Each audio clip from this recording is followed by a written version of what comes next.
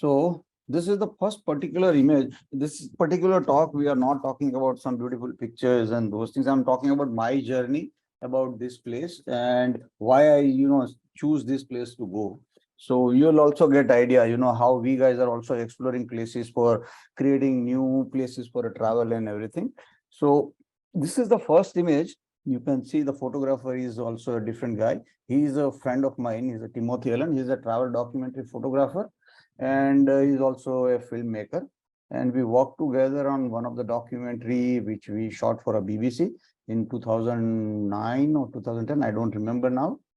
So, I was interested getting into knowing kind of a thing about the place where eagle hunters are there. So, this was the photograph was taken by a Timothy Allen on my eagle hunters, and this is from Mongolia. So it was there in my mind for a long time, but somehow this thing was not happening. I saw this photograph first in 2014 or something. And since then, there was some idea, I should go there and, visit them, how this particular thing works and everything. And later on, I was talking with photographer friend Arun Bhatt, who was also a part of Daughter Photography. And we decided to visit this place. And we were, doing lots of R&Ds around here and there, which country we should go. And I was least bothered about getting into a Kyrgyzstan. And suddenly, when we started talking, Arun told me that, oh, boss, there is a eagle hunters are there in this country. And suddenly I said, no, I'm coming also. So my journey started as soon as I heard about the eagle hunters.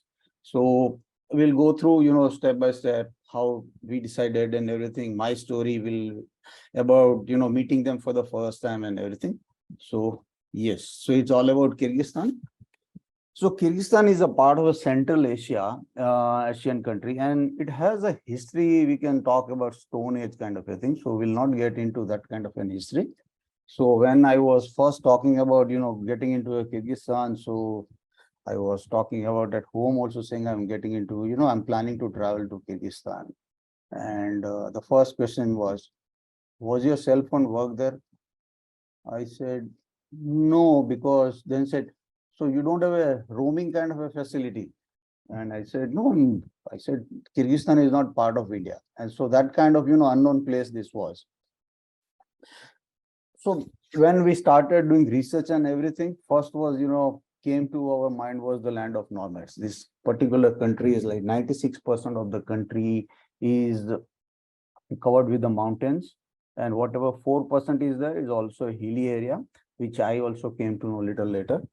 And once I saw that place and I started researching a little bit over the internet, finding images and everything, there were not much of images where, we could find from this place. So it was also an unknown kind of a thing when we decided to go there.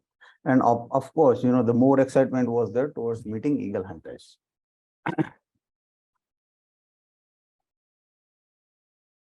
So when we talk about Kyrgyzstan, Kyrgyzstan is a full name. So its short name is Kyrgyz. That means we are 40.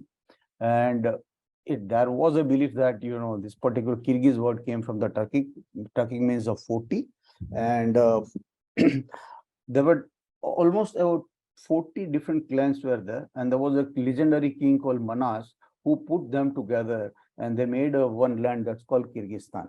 So there are lots of, different stories you will heard about Manas, and lots of places in Kyrgyzstan was, names are given after Manas. For an example, when we talk about their capital city, that is a Bishkek, and the international airport is also known as a Manas International Airport.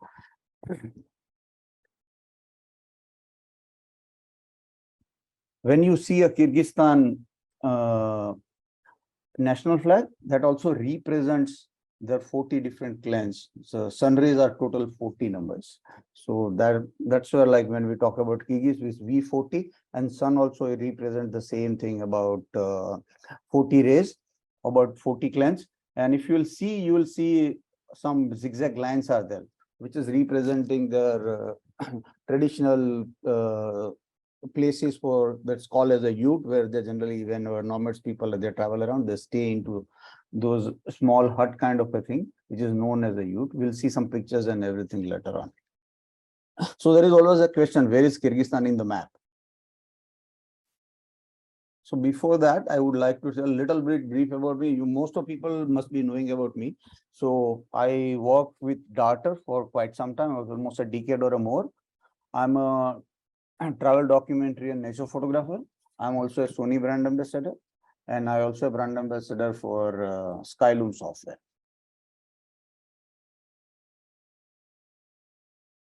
So when we talk about Kyrgyzstan, is a part of a Central Asia. If you will see around, you will see Kazakhstan, Russia, you will see Mongolia, China, India, Afghanistan, Uzbekistan, and couple of small other countries are around here and there, like Tajikistan and those places.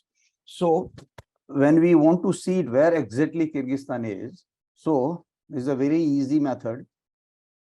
You have to look for the Srinagar in India, and start straight up there, you'll find Bishkek there. Bishkek is the capital of Kyrgyzstan, and all international flights comes to Bishkek.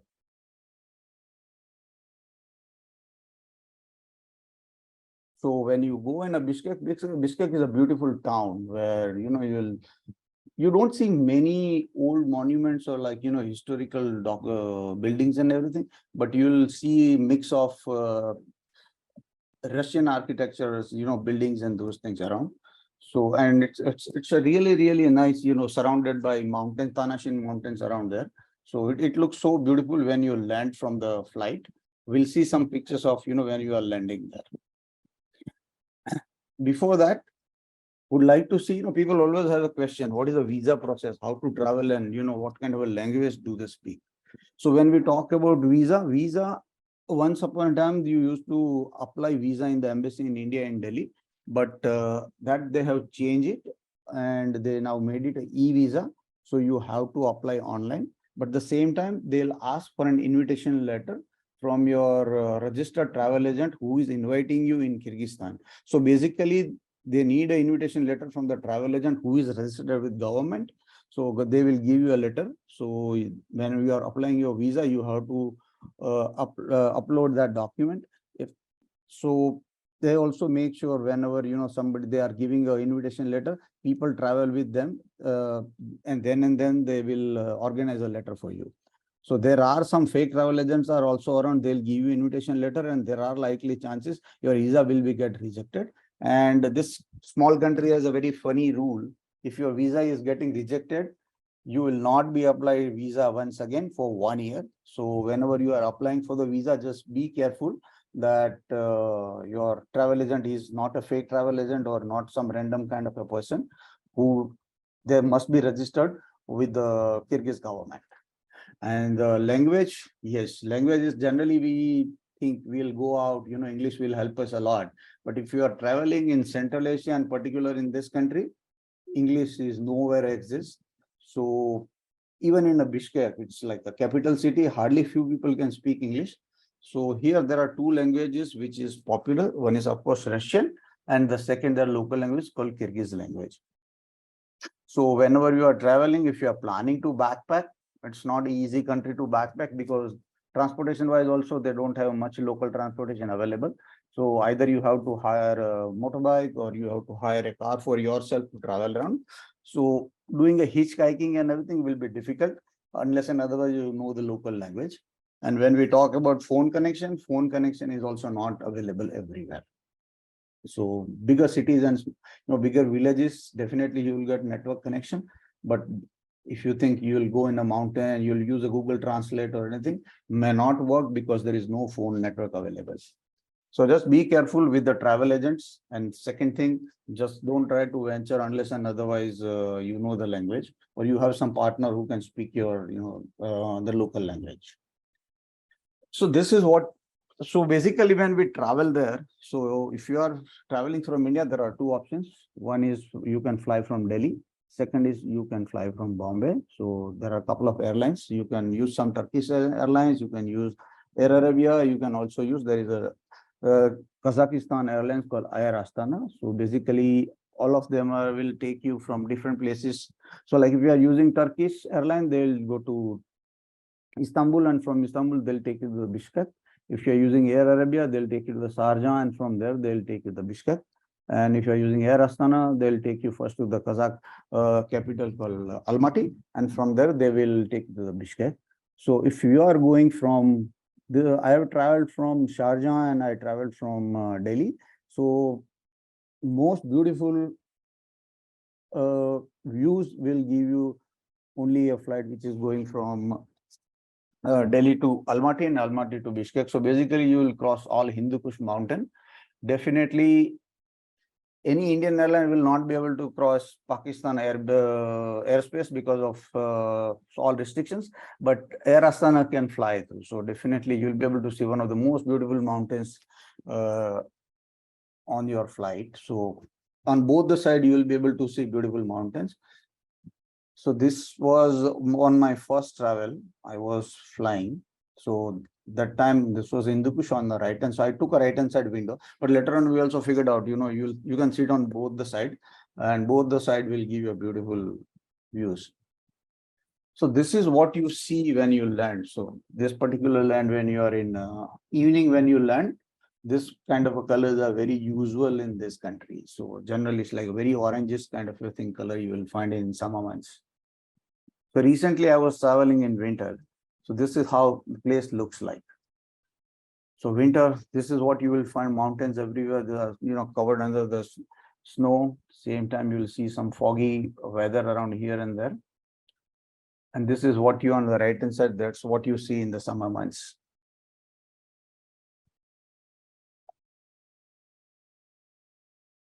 So generally we say rough roads will lead to the beautiful destinations. So we'll see some, road conditions. So basically when we talk about Kyrgyzstan, there are very few roads which are well-built road.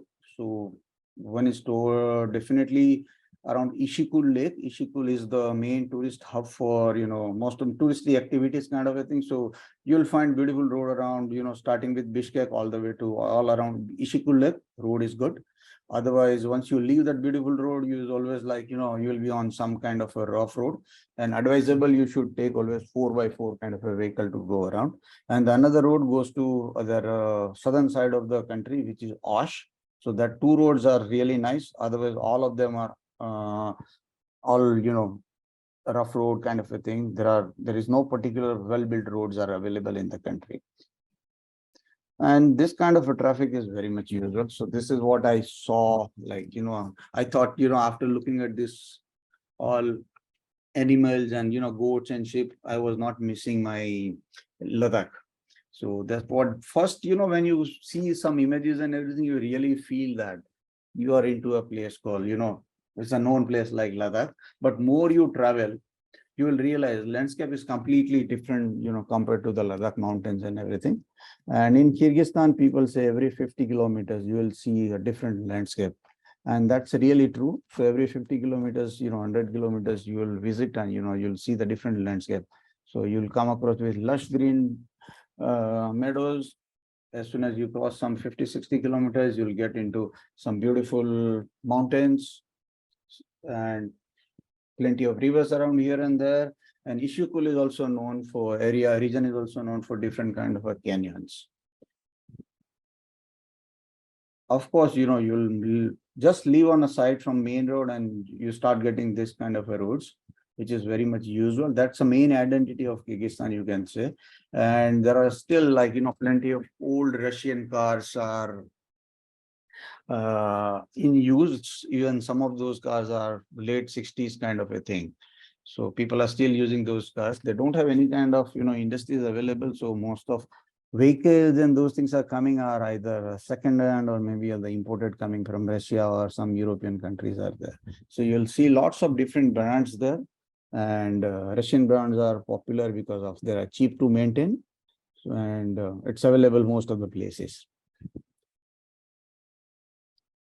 So when there is a place called Ishikul Lake, which is another popular place in terms of nomadic activities. So there also you will not find good roads. So you will generally be in this kind of a road.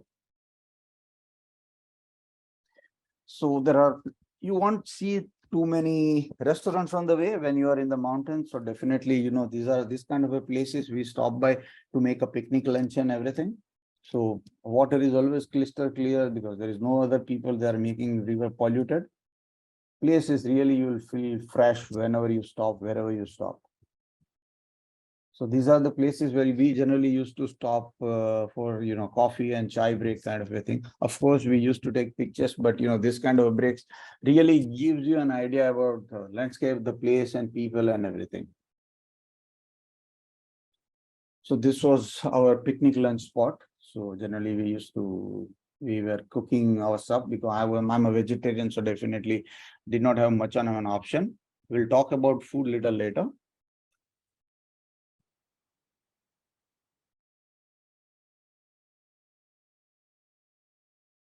Yeah, sorry. This kind of a landscape is very much usual, and you can understand why we call this country as a very raw country, because you'll see the road and everything, which is generally there are no pakka roads. This, when you go in this land in winter, definitely you will not be able to access these places because this place is full of snow. So this is that one of the pass which was 4,500 meter, and you'll be able to see lots of snow around everywhere. This was late autumn. First trip we did in a late autumn. Of course, if you are looking for some adventure is always there. So we were in another area called Karakol. So there is a small 2-3 hours ride is there. So generally that is taken, one can take it either a hike also, or one can take this Russian jeeps, which definitely you can understand, what kind of a road you are driving in. So driving will might take 2 hours, but or maybe a 3 hours, depends on road condition. Hiking might take day or two kind of thing.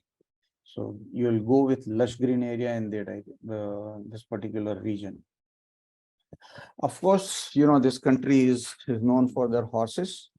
So definitely there are, likely chances you'll be able to ride horses at so many events. So one of the event when we are visiting the that's a lake called Kelsu. So there was no other way to but use the horses to go there. So, and that horses are well-trained horses. So definitely, even if you don't know horseback riding, that definitely, you can ride the horses easily. So there are lots of river crossing. You'll say it's fun actually. It's not a scary kind of a thing. So when we talk about Kyrgyzstan, is all about grassland, mountains, and lakes.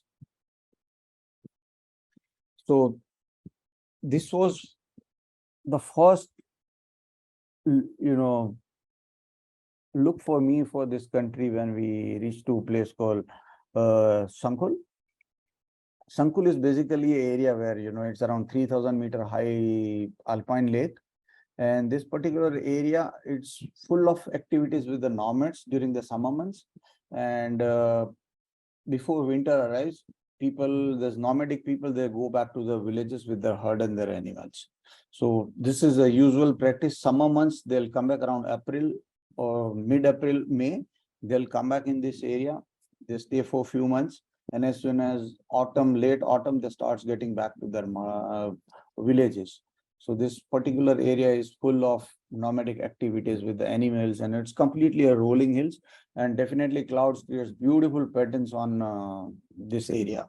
So if you are traveling in Kyrgyzstan, make sure you go to this particular lake to see that. You will find horses almost everywhere. And you can say, the population of horses is 3 times more than the actual country population.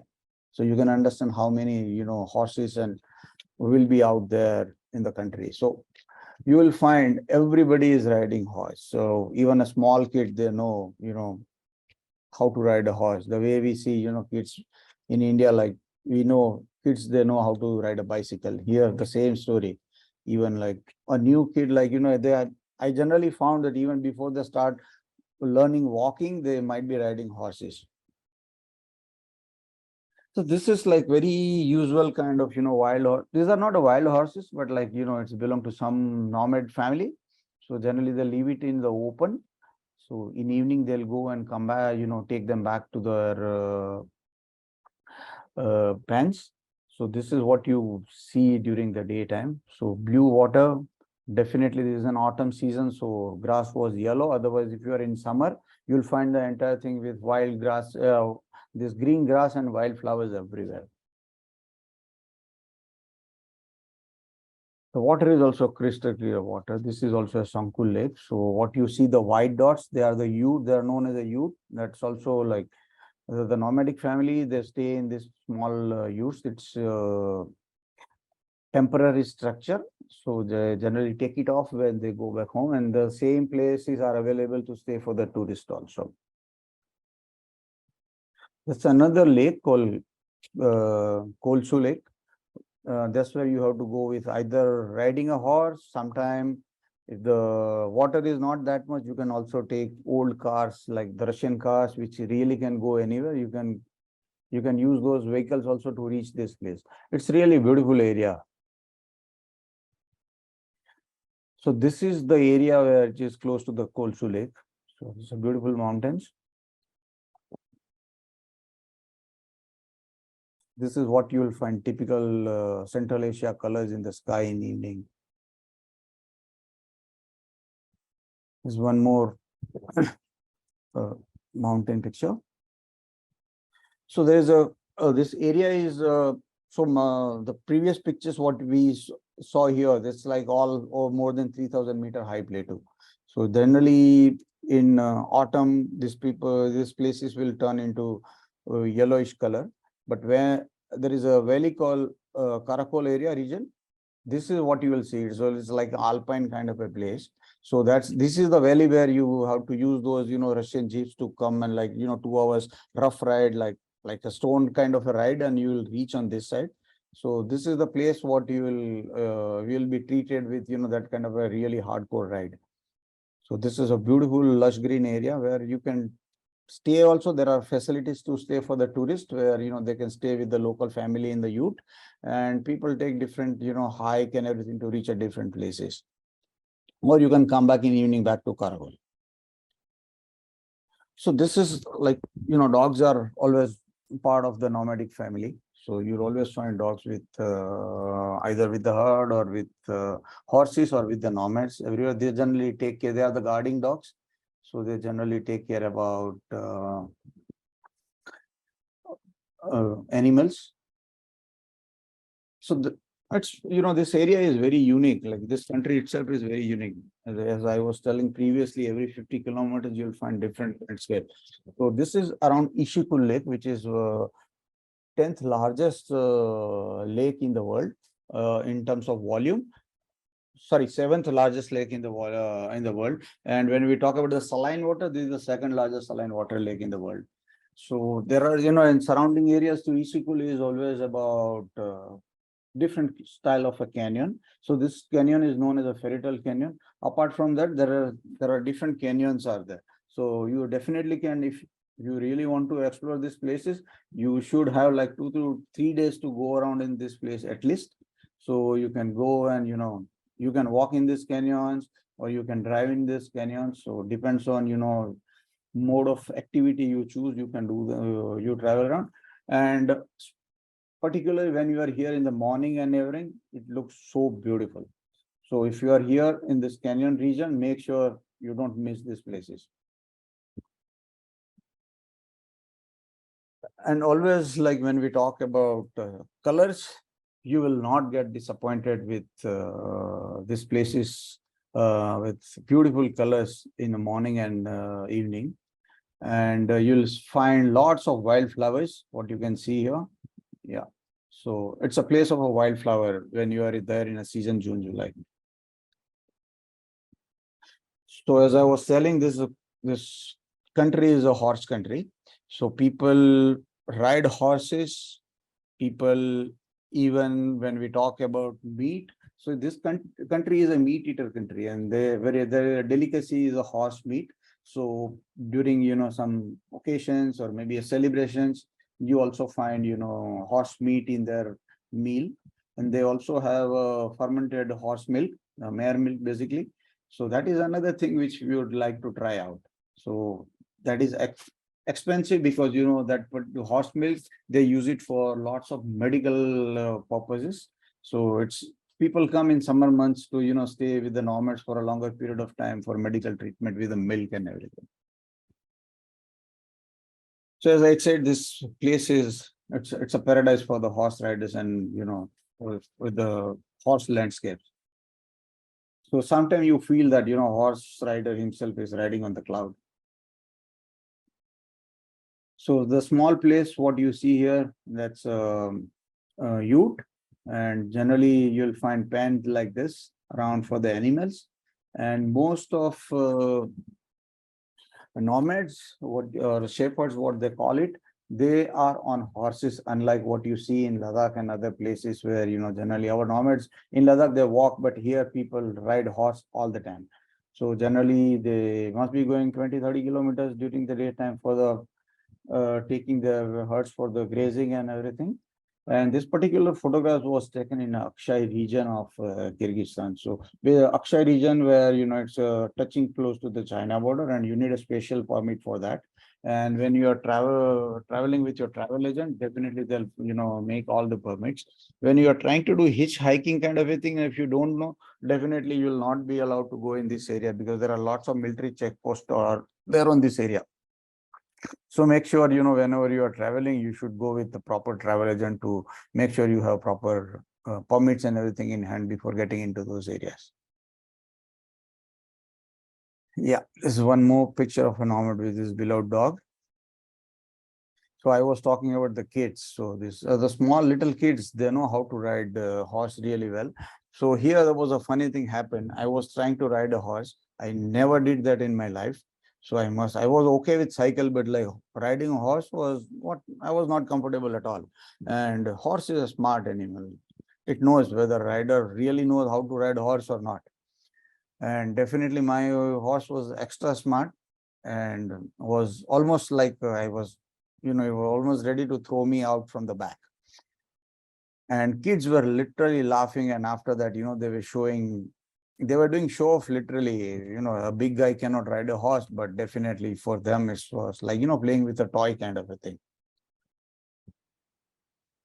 This is very much usual playing activity for them. So in evening, where they are doing nothing much, they'll ride horse like this.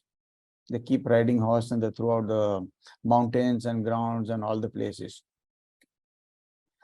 So this is their lifestyle. So generally, then early morning, you'll find, they are taking their herds out. Here, like, unless and otherwise there is a touristic activity is happening, most of youths, you'll find on a distance. So if you'll find one family staying at one place, you will not find the rest of, like a small village kind of a settlement. You always find other family or other youths are after quite some distance. So you always find lots of, isolated small white dots kind of a thing. All of them are youths and the family. And this family, they have their own, Russian small old kind of a vehicles to commute around here and there. So they carry a lot, their daily usage things, generally like, their lifestyle, there is a supply and everything they'll carry in the vehicle. They stay there for 6 months and they go back. So you'll find, during the summer months in school, there is a holiday time when in the school.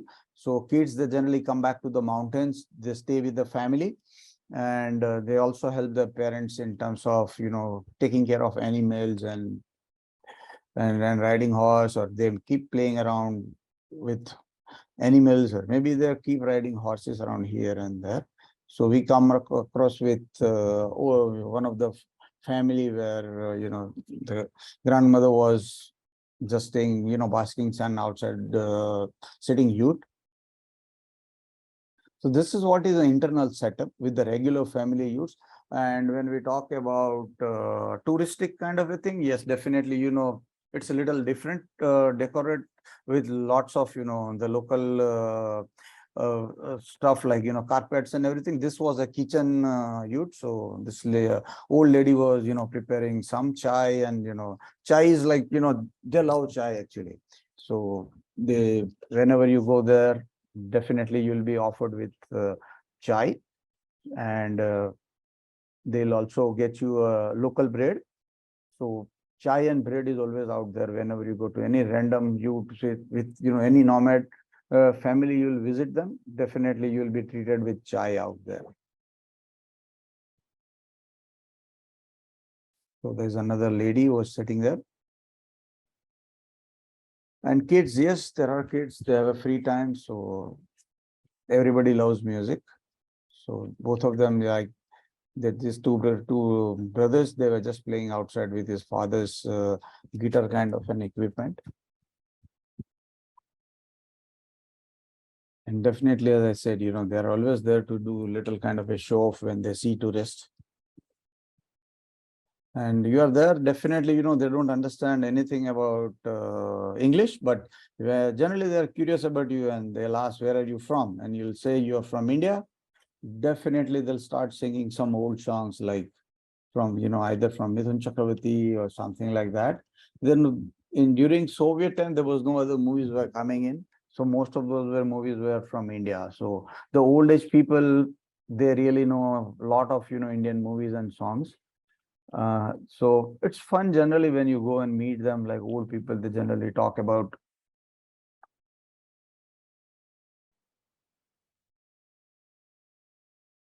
Sorry. So generally they talk about like, what was the Soviet time and what kind of, movies they used to see.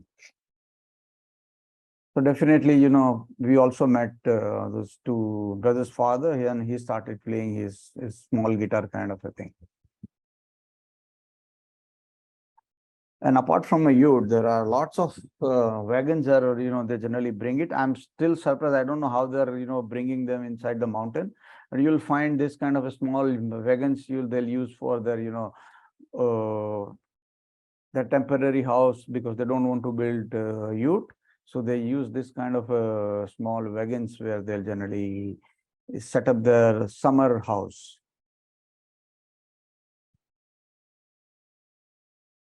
So every day morning and evening, there were this activity is must kind of a thing, take the milk the horse mare. So basically they collect the milk and they also supply so many different things in terms of like they make lots of milk product. One is cheese is also there, cream is also there. So you'll find, people are taking out the cream there very regularly. So this is the small equipment where, she is using just churning the milk and taking the cream out from, that milk. So generally there is a regular supply which is going out down towards the town. So they'll send a milk product or they might be sending the milk also same time if they have a excess production more than what they need for the family. So yes, everybody likes game. This is one of the most rough and tough game I must have ever seen in my life. So this particular game is known as Kokboru, which is also there available. It is people generally play in different part of the world. So like Afghanistan and Mongolia, there's also in Afghanistan, they know it is known as a bushkashi. So basically there is a carcass of a sheep. They use it as a there's a ball or whatever you call. So like basically there are two different teams. So they have to take that particular carcass and put on the a goal post kind of a small, the rough place which they built it with the stone. So they have to put that thing around there. And there are no rules. There are no rules and regulations which used to be there earlier. But now because of the safety and everything, some rules are there. But still it's a raw game. And one should watch it if they get chance to see this thing. At end of the game, person will come and throw the carcass in the water. And they also go with the horses because horses run like anything around there. So they just need to cool down the body. Yes. So we'll talk about the eagle hunters, which was one of my favorite thing when I was there. I was the entire trip, first trip we made it for like say almost 3 weeks. And every day I was thinking, when I'm going to see the eagle hunters, when I'm going to see the eagle hunters. So by the time I did not have much idea about the eagle hunters, and I was always fascinating about, eagle. Oh yeah, eagle hunters will come, eagles on his hand. and he must be riding a horse kind of a thing. So Ishikul region, Bukambayo is the village where generally this all of this eagle hunters they stay in that area. So we were just waiting for an eagle hunter out there, and I was like looking around here and there. Yeah, eagle hunter will come on the horse, and we'll just follow him. Nothing sort of happened. A small old Russian car came, and a smart guy came out. He was with the regular clothes, and my guide and the driver, they were talking something. My driver was the he was the guide, and he could speak English, so it was a great help for us to make sure connecting with people and finding stories and everything. So that's the another advantage of being travel with the person who knows both the language, English and the local language. You will be able to connect with local people very easily, and there'll be a translator for you. You will be able to ask questions, you will be able to find stories about the people. Otherwise, it's so difficult that you'll not be able to even ask them what is your name.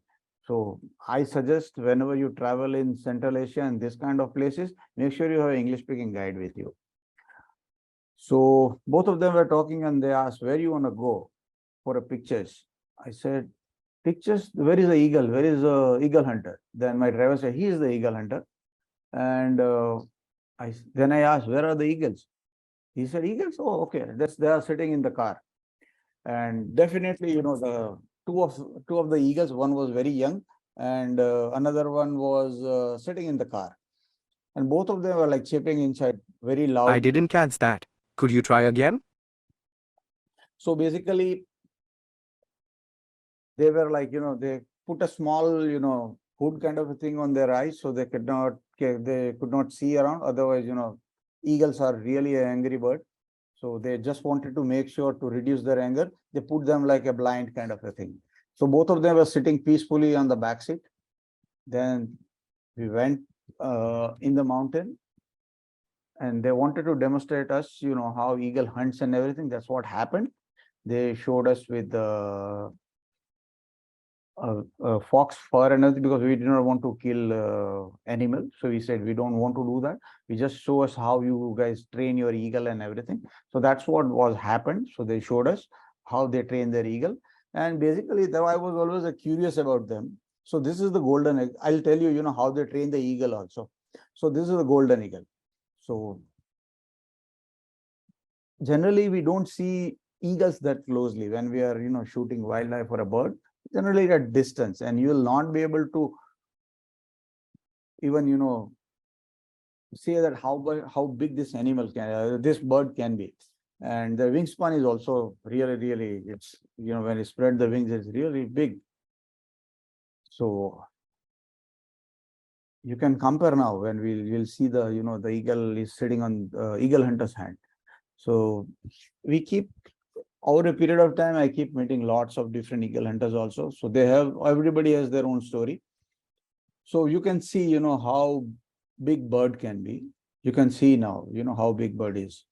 And generally this bird is the weight, and generally they choose female bird because female birds are larger than the male, and the weight is also around 5 kg kind of a thing. So generally we think, why 5 kg kind of a bird? It should not be a problem. But when I tried it on my own hand, they wanted, the bird to land on my hand. So they did it, and definitely I was almost about to fall down. So that's where I realized, what kind of power this bird has. So we did some photographs and everything, and you can see, how big claw they have, the birds. So basically, when they train a bird, so they take a bird, so they generally go and look for the eagle's nest. They wait for a couple of days to see, what parents bring for the chicks. So based on, selection of the food, they'll choose the chicks.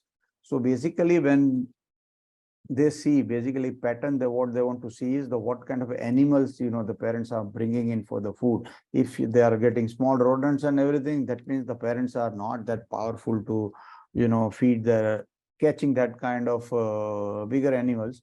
When they see a bigger animals kind of a thing, like, the marmots and maybe a fox or maybe a wolf kind of a thing, definitely, they'll try to choose that kind of chicks where, the parents are feeding them. So that means their parents are strong. So they'll try to take that chick from the nest, and it's not a easy catch.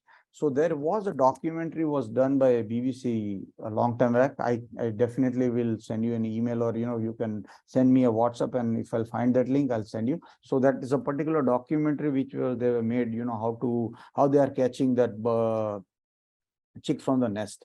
It's very difficult kind of a thing. And eagle's nest, generally they are on, some kind of a cliff. So it's not so easy kind of a walk in and get the chick out of it. So generally they choose the chick, they'll take it home, and the eagle hunter and eagle will be there for like almost for, it takes 3 to 5 years to train them. So they go regularly in the mountain. They start with the feeding actually those chicks. Once they start recognizing their caretaker, they slowly take them out, and they'll also train them with, dummy fur of fox and other things, where how to catch those animals while they're running. So they train their bird for 5 years, and they'll make sure bird learns those techniques really well. And if they don't see that kind of a thing with the birds, definitely they release them back. So birds will be released back to, if the bird is not capable to train, and after training the able to catch the hunt, they'll just leave that bird back in the wild, and they'll repeat the same thing. So that's the reason, there are very few eagle hunters are left now. In early days, well, eagle hunters generally get a big, the high status in the society, because they were providing uh, fur and meat and everything during the winter months. Those days, the guns and gun culture was not there. So the only thing was, hunting animals through a bow and arrow, and which was very difficult in the winter months. So they trained bird, and definitely, birds were catching animals for them. And after catching those animals, they generally used to get fur and meat from there. So generally, this eagle hunters, they used to get a bigger, and respectful kind of status in the society. So eagle, and why golden eagle? Because golden eagle is, for them, it's like, it's a status of strength. And they never use falcon. They start birds with with the kids and everything to train as a eagle hunter. They use falcons because the small size bird. But they generally say they don't use falcon. They don't use falcons for real hunt, because falcon generally starts eating their catch when they are live, and eagles generally wait for their owner to come, and after that, whatever food is given back as a prize win, that is eagle takes it. So that's the reason, there for them, eagle is the main choice for hunting, uh, like as a hunting weapon for them, you can call it. And eagle has a 40 years of a lifespan, so they never keep that eagle forever as in a prison kind of a thing. So around 20 years.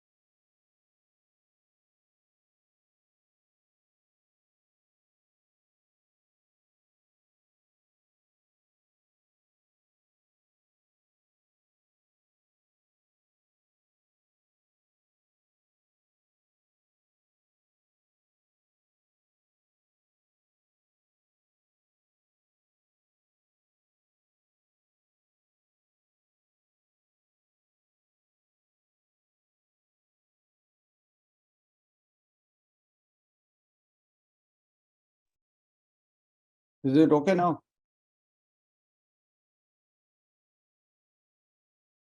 So basically, eagle is like a pride for them. And every 40 years of lifespan, 20 years they stay with their masters, and 20 years they spent uh, in the wild. So it's like a balance kind of a thing between their life in the wilderness and life staying with the masters. So when we, generally when we talk, we'll go in the outside of India, with the first question is about the food. So definitely when you are traveling in Central Asia, they have the whatever food we talk about, all of them are like a meat-based food. So there are very less options for a vegetarian. So why, when I was traveling there, people were asking, what are you going to eat there? People don't eat, they don't have any vegetarian food. So people was making me really, really scared. But when we talk, once I was there, I thought, let me go and see what's going to happen. If I don't eat proper food for 15, 20 days, I'm not going to die. So that was my attitude when I was traveling there. So when we were there, definitely, there were plenty of food for the uh, vegetarian also. So this is the, the small, like a small coffee kind of a, like we can call it as a, small puri kind of a thing, which is known as a borscht, which is a vegetarian stuff, which can be eat with the cream and everything. So this is like their delicacy also. And whenever you visit anybody's house, definitely this will be served first, as with the tea. So this is always there. And if you're vegetarian, uh, and definitely there are plenty of dishes which is there for the vegetarians also. And definitely if you are like looking for a very typical food taste kind of a thing, definitely it's not there like what we see in India. They generally don't use that much of spices in the food. So, and the food is generally, even if it's a non-vegetarian food, mainly their base is always vegetarian kind of a thing. So they'll prepare those vegetables and everything first, and later on they'll start adding meat and everything. So you definitely can tell them, boss, you don't want meat into it. So you have plenty of different, vegetarian dishes are also available. And if you are traveling in summer, so this is what you will see generally in vegetarian. You will find noodles, you will find, some kind of a soup. You'll always have a bread, cheese, plenty of fruits and everything available always. So this is what you will see in summer, like, lots of food is available everywhere. So if you are eating non-veg, then definitely you will not have a problem. But even for the vegetarian people, there is absolutely no problem. So they have a momo kind of a dishes available. So you can try those things also. And of course, you'll have lots of luxurious places around the. So basically, when we talk about meat during the, like, no, like a regular thing, they generally eat like a sheep, goat, cow kind of a meat, whatever it is available. And when the festival or festivity or wedding kind of a thing, their delicacy is horse meat. So generally have a horse meat during those kind of festivals and festivity kind of a thing. So when you are in city and bigger towns kind of a thing, you'll always have fancy places. But when we are traveling with our group and everything, definitely we'll have a luxury of having small picnic kind of a spot where we generally set up our lunch spot. We'll sit around, these places. We'll have, the picnic lunch where generally it's like coffee and, cheese and fruits and whatever. We will ask people, what do you want to eat? And generally we'll prepare those kind of a meal during the daytime. Yes. So I traveled many times in summer in this place. So this time in a winter, I decided to travel once again. So I thought, let me try out and see what winter has to offer me. So winter is really harsh. I did not talk deliberately when I was, started talking.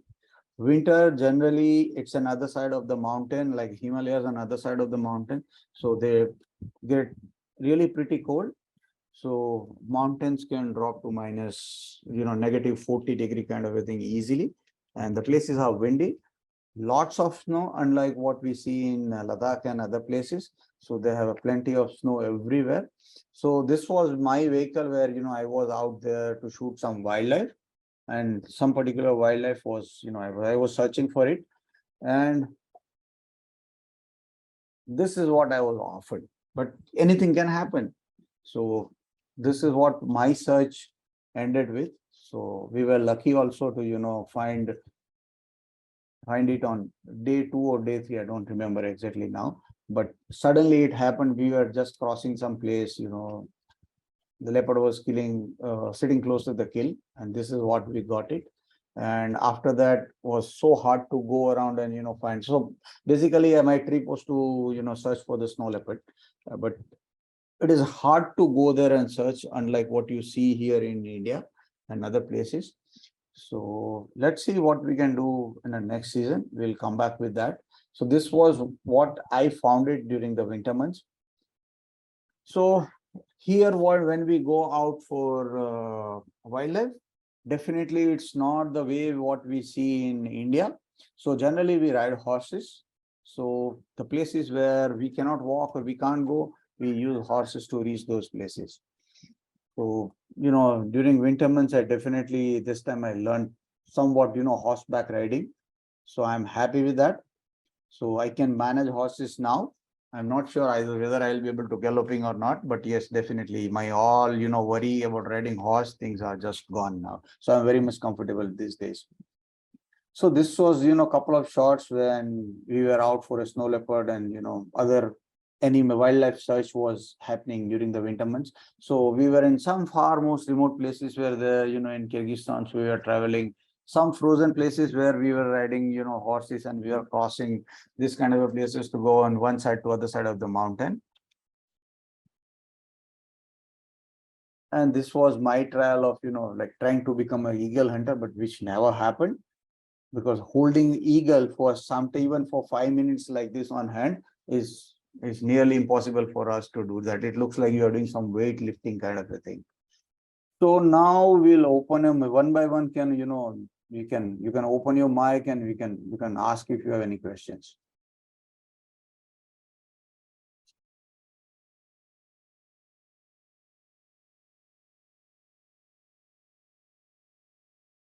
You guys can unmute whomsoever wants to ask question. Manish, what are the dates for next year? Next year must be around somewhere in July, definitely, because July is like a time where you'll have a balanced kind of a weather. You will not have too much of cold. Definitely mountain will be little cold, like not that cold, but generally, temperature can drop to 0 degree. Got it. And this year, I think you're there in June, July. I'll be leaving next week. Next week, is it? Yeah. Okay. I have one. I'll be there for 2 months. 2 months. Okay. After that, no more Kyrgyzstan from your end, I guess, right? For this year. No, I'll be doing it one more trip in September. I'm working on it. Okay. But you've not spoken about that anywhere, I guess. No, because it most likely a private trip. What is the difference between a private trip and a data photography trip? Data, when we talk about, it's like, the itinerary is fixed, dates are fixed. So, there is no deviation which is happening. When we talk about the private trip, that person, 1 or 2% or maybe a group, they want to make their own, itinerary traveling based on their own experience or on own need kind of. Okay. Okay. So there are some people, they may want to travel for 7 days. Someone wants to do it for 3 weeks. So what private trip I'm doing now, it is for 3 weeks actually. So okay. yeah. Okay. So private trip is basically on their custom needs actually. Okay. Okay. Yeah. So basically what we design and what we offer is like, mix of everything. So you will be able to, experience off-road rides. You will also experience staying with local, staying with nomads. You also get experience, their life, a way of life, nomadic life. And of course, the landscape, which is stunning and beautiful. So we'll try to make, balance it out everything. So it's not hard kind of a thing for, everybody, where somebody might say, oh, it's too hard for me to travel. But most places we make sure, it's comfortable for most of the places. Yeah. So, but if someone wants to join your September private trip, then that's a minimum of 3 weeks, I'm guessing, right? Oh, no, it will be 2 weeks, but the private one is happening for someone else. So I need to ask them whether they'll allow or not. Got it. Understood. Yeah. Also, And- Manish, if you can just, sorry, go ahead, go ahead. No, no, okay, tell me. No, what about astrophotography opportunities here? It's there. So this particular trip, like when we talk about what Darter is offering now, we don't have, intention of like shooting only astro. So if somebody wants to do it, this is the place where we definitely don't see any kind of a light pollution kilometers together. Understood. Completely dark. So we have to plan it in that way where, it's a moon cycle, basically. Got it. Yeah. So, are these trips by any chance planned around moon cycles or? It's a 12 days trip. So definitely this first trip, Okay, what you we are will doing be- in July. So at least you'll get some time where, you'll have a dark nights. Got it. Got it. Okay. Yeah. And this is like, you can say, this kind of places are still left out from light pollution. If you go in Ladakh and other places, you will find light pollution everywhere. Here, like you don't see a human being kilometers together. True. True. Yeah.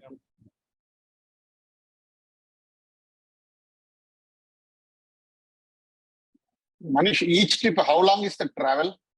The local travel? Local travel. So many? mostly we don't travel more than 4 hours. 4 to 5 hours is a max travel during the daytime. Oh, At one of the place we have to travel a little longer because that place is so, it's remote. So that day we have to travel almost 6 hours. So that is Lake Kelsu, which is far inside close to the China border. That day we have to drive a little longer, like 5 hours, 5.5 hours.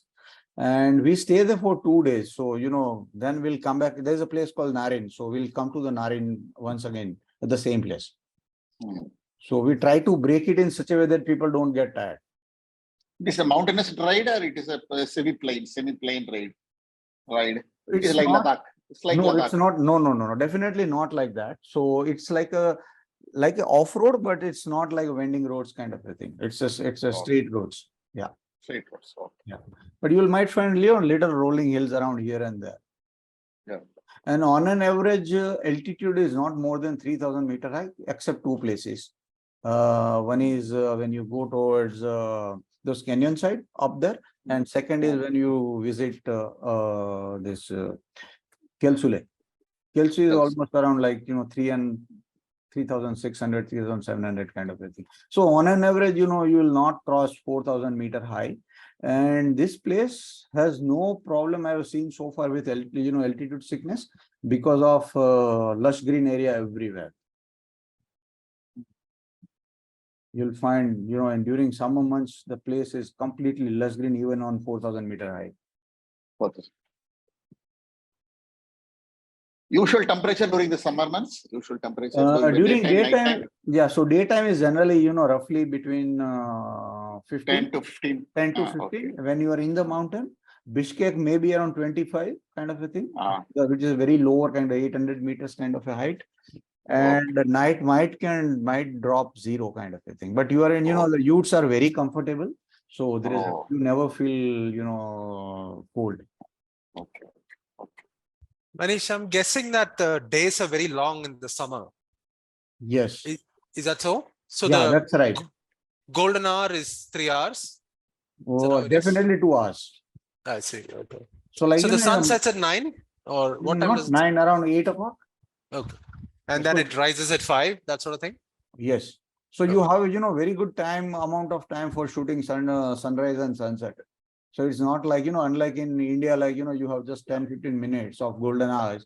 Here, definitely you have 1.5 hours to 2 hours to, plan your stuff and you can shoot it. Very good. Thank you. Yeah. And where these people go in the winters? Actually, for during summer, they are in the valleys. They're in the So rolling summer, valleys. they are in the mountains. So in Ah. winter, they come back to the nearby villages. So they generally, Villages.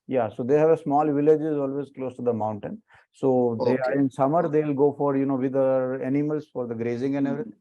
And winter, they come back in the village. Okay. Yeah, And villages also plenty of utes are there. Villages also No, or no. pakka houses are there. Oh, it's like all, the wood house and pakka houses. which is still like, Okay, okay. all Russian style. So when you are crossing those small villages, you will feel somewhere you are, still traveling in Russia. Russia.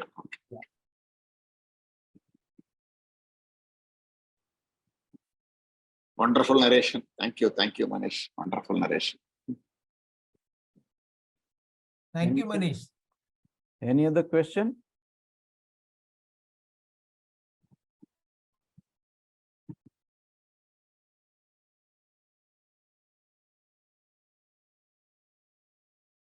Anyone?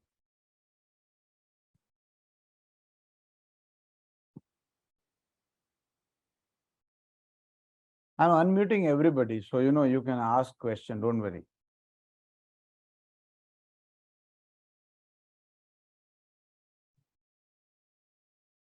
So basically, these are not like a touristy kind of a places. They say summer months are touristic places. It's a crowd is there. But when we talk about, with respect to what we see here in India and other places, definitely you hardly see some tourists. Hmm. And most of them are Indians are very few. And so far, I hardly see Indians.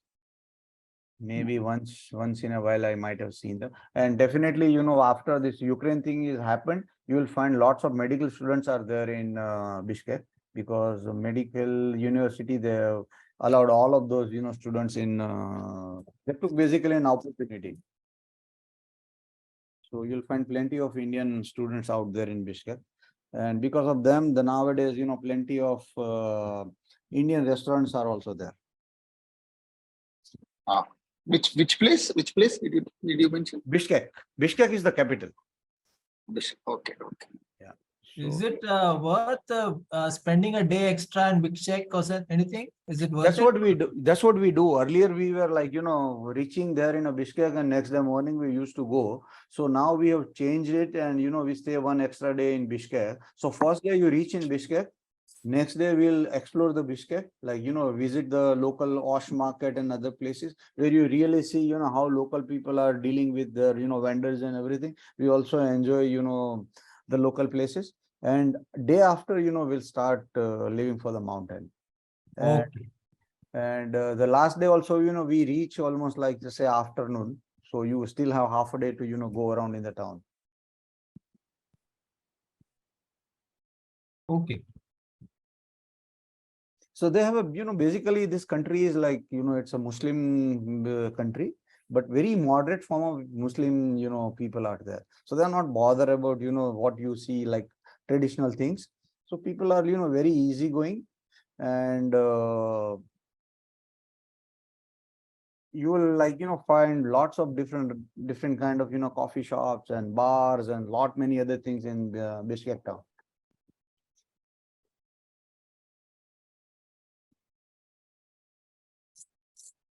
And if somebody wants to, like, the fan of a drone photography the way I am, this country is a heaven. There is no rules and regulations so far. You can fly your drone practically anywhere and everywhere, except those military settlements and police settlements and political places. Otherwise, you are free to, fly your drones anywhere.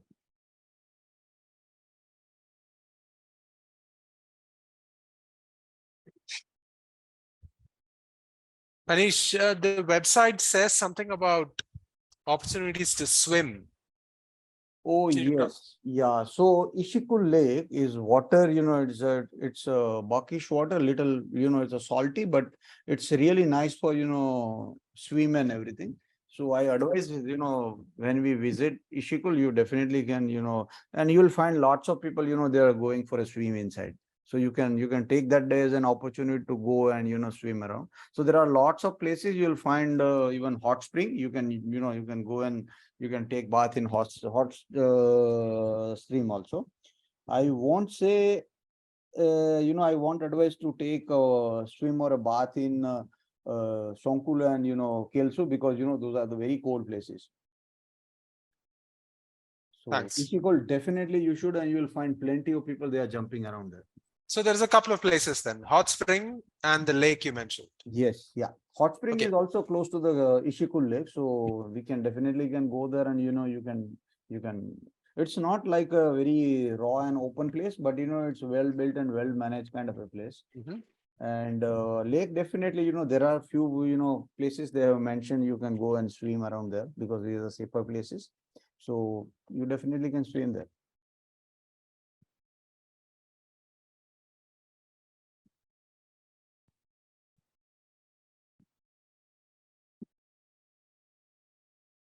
So basically, weather conditions are when we talk about when you are in the plains and around Nishikul Lake, those are the warmer areas. And when you are in the mountain, like Songkul and Kelsu, those are the colder places, but not that kind of a cold what we are thinking about. Like generally, at the night it is dropping around 0, but by that time you will be back in a ute. So that's absolutely no problem.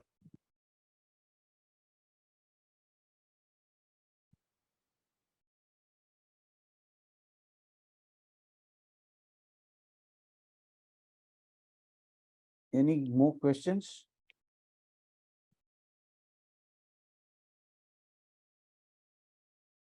Okay. So good night, everybody. If you don't have any questions. And we are also planning to, carry forward these sessions more frequently, maybe, twice in a month on a different topic. And we also would like to invite other people also same time. So let's see, what basically the next topic would be. So we'll try to, do it like a bi-weekly kind of a thing. So hope to see you guys again. Thanks. Good night. Thanks. Oh, Thank you. Thank you. Thank you. Wonderful. Thank you very Good much. night. Thank you. Thank you very much. Good night. Thank you. night. Good night. Good night.